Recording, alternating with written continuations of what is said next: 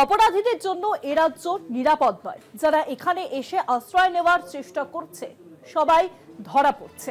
অপরাধের কোনো খবর আসলে অ্যাকশন নেওয়া হয়, ধরাও পড়ে। পার্ক স্ট্রিটের গ্যাংস্টারের গ্রেফতারির ঘটনায় বিবৃতি এবার পুলিশ কমিশনারের। সিপি মনোজ বর্মা তিনি ঠিক কি জানিয়েছেন শোনাবো আপনাদেরকে। যারা এখানে আসছে শেল্টার নেওয়ার চেষ্টা করছে সবাই ধরা পড়ে যাচ্ছে।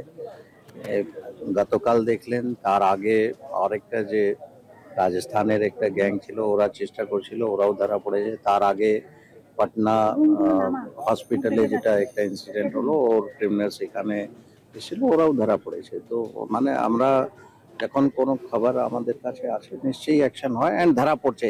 এটা বলা মুশকিল আছে দ্যাট ক্রিমিনালস এখানে এসে সেফ থাকছে, নিশ্চয়ই অ্যাকশন হচ্ছে, ধরা পড়ে।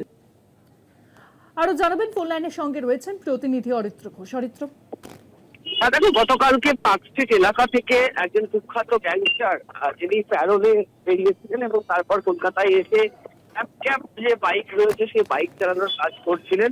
এই গ্যাংস্টারকে গতকাল দিল্লি পুলিশ এবং কলকাতা পুলিশের যৌথ অভিযানে তাকে গ্রেফতার করা হয়েছে এবং তার পরিপ্রেক্ষিতেই যেটা কলকাতার পুলিশ কমিশনার তিনি স্পষ্টত বললেন যে কলকাতা যদি কেউ সেফ মনে করে, তার বক্তব্যের বিষয়টা এটাই, কলকাতা যদি কেউ সেফ মনে করে তাহলে সেফ নয়।